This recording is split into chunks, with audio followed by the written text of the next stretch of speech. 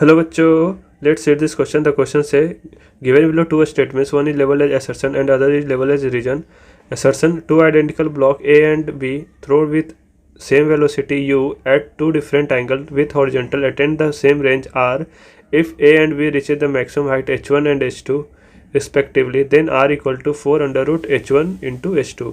Reason: product of said heights h1 and h2 equal to, that is h1 h2 equal to u square sin square theta upon 2g into u square cos square theta upon 2g, and choose the correct options. And our options are: option A, both A and R true and R is the correct explanation of A. B, both A and R are true but R is not correct explanation of A. C, A is true but R is false. And D, A is false but R is true. So the key concept used here is projectile motion.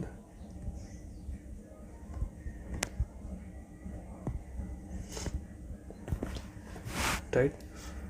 So we know कि अगर कोई projectile किसी different angle से फेंका जाए, like ये θ1 late से and ये θ2 से फेंका जा रहा है एंड इसकी रेंज क्या है, सेम है.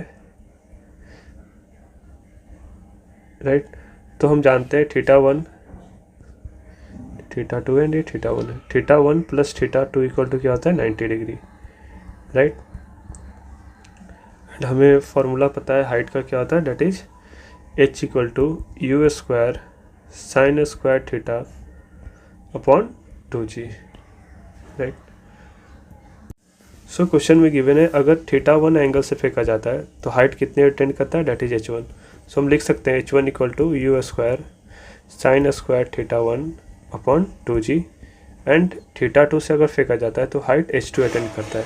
सो यहाँ से हम h2 लिख सकते हैं, that is U square sine square θ2 upon 2g, and we note θ1 plus θ2 equal to 90. So हम लिख सकते हैं θ2 equal to 90 minus θ1. Right. So यहाँ से h1 इक्वल टू सेम ही रह जाएगा, θ1 का ऑर्डर θ1 के टर्म में लिखते हैं. सो क्या आ जाएगा, U square sine square θ1 upon 2g, and now h2 को हम लिख सकते हैं, that is U square sine square 90 minus θ1, that is cos square θ1. Right. That is 2g. सम क्यों कॉस स्क्वायर θ1 क्यों आएगा, डेट इज क्योंकि यहाँ से θ1 की वैल्यू क्या लिख देंगे हम, 90 माइनस θ1, और 90 माइनस θ हमें पता है क्या होता है, कॉस θ1. राइट. सो इसका यूज़ किया है हमने h2 में. राइट. सो यहाँ से प्रोडक्ट लेते हैं, h1 इंटू h2 लिखते हैं. नाउ h1 इंटू h2 क्या हो जाएगा, U square sine square theta into you square cos square theta upon 4g square. Right. Now इसे फर्दर सॉल्व करते हैं, h1 h2 क्या हो जाएगा. राइट. यहाँ से हम लिख सकते हैं, इसे ध्यान से देखिए, इसे ऐसे लिख सकते हैं, u square sine theta into cos theta upon g. Right. 2 से ऊपर एंड नीचे मल्टीप्लाई करते हैं. राइट. एंड 1/4 बाहर कॉमन ले लेते हैं, एंड ये whole to the power square. Right. अब इसे ये इसके बराबर होगा कैसे, आप देख सकते हैं, इसे अगर 2 से 2 कैंसिल आउट हो जाएगा, स्क्वायर करेंगे, that is u to the power 4 sine square theta cos square theta upon g square, और 4 बाहर है. राइट. सो इसे फर्दर सॉल्व करेंगे. सो h1 h2 क्या आ जाएगा, डेट इज 1/4. राइट. एंड ये हो जाएगा 2 u square sine theta cos theta upon g, and 1/2 इसे इधर लिख लेते हैं. राइट. ये whole to the power square. Now ये हमारे पास ये जो टर्म है ये आर है.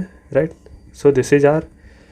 नाउ हम यहाँ से लिख सकते हैं h1 h2, डेट इज 4 से मल्टीप्लाई कर देते हैं इस साइड, 4 h1 h2, एंड ये स्क्वायर से बाहर आएगा, डेट इज 1/2 है, सो 1/4 हो जाएगा. नाउ इधर मल्टीप्लाई आ जाएगा, that is 4 again. So 4 into h1 h2 equal to R square. Right. So यहाँ से आर इक्वल टू आ जाएगा 4 under root of h1 h2. Right.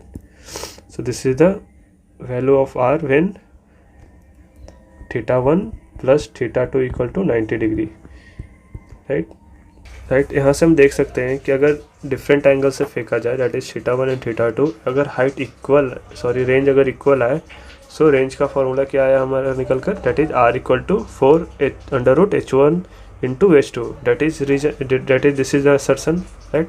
So यहाँ से हम कह सकते हैं कि हमारा असर्शन क्या है, करेक्ट है, right. Now same consider condition को यूज़ करके हमने h1 इंटू h2 निकाला, that is same as the reason, right. So हम यहाँ से कह सकते हैं कि हमारा रीजन भी क्या है, करेक्ट है। एंड इसी रीजन को यूज़ करते हुए हमने असर्शन को प्रूव किया। सो हम कह सकते हैं या reason is a correct explanation for the assertion, right? So the our option A is correct, right? Hope you understood it well. All the best.